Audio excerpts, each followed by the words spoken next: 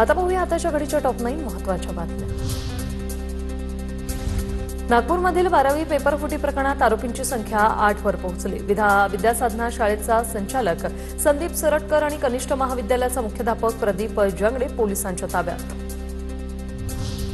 वाशिममध्ये 38 शिक्षकांचं वेतन थांबवण्याचे आदेश। 12वीच्या परीक्षेदरम्यान कॉपी प्रकरणात दोषी आढळलेल्या शिक्षकांच्या निलंबनाचे आदेश देऊनही निलंबन न केल्याने वेतन थांबवण्याचे सुधारित आदेश। शिक्षण विभागाची कारवाई, दोषींची नावं वगळल्यानंतरच वेतन मिळणार।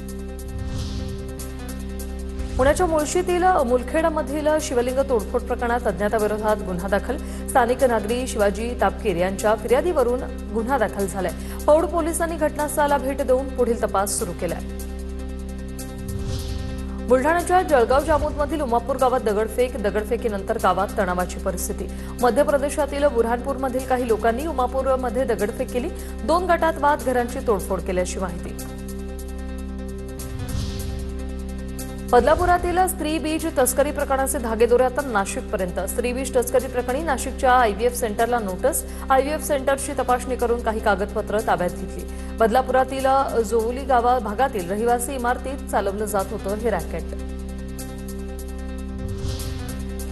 शिखर बँक घोटाळा प्रकरणी आर्थिक गुन्हे शाखेचा क्लोजर रिपोर्ट विशेष न्यायालयाने स्वीकारला। उपमुख्यमंत्री सुनेत्रा पवार आणि दिवंगत नेते अजितदादांसह 70 जणांना क्लीन चिट। 25,000 कोटींच्या प्रकरणात मोठा दिलासा। सीसीटीव्ही महिला मार्शल नसणाऱ्या राज्यात सर्व स्कूल बस आणि संस्था चालकांवर कारवाई होणार।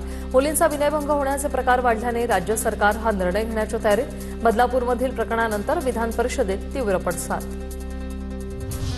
मुंबईच्या ईडी चौकशीला अनिल अंबानींची शुक्रवारी दांडी। 40,000 कोटींच्या थकीत कर्ज घोटाळ्याप्रकरणी अंबानींना बोलवलं होतं। पुढील आठवड्यात पुन्हा चौकशी होऊ शकते।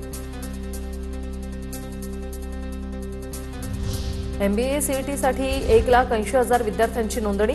एमबीए एमएमएस अभ्यासक्रमांसाठी सीईटी सेलकडून यंदा 2 संधी देण्याचा निर्णय। या निर्णयामुळे नोंदणीच्या संख्येत लक्षणीय वाढ।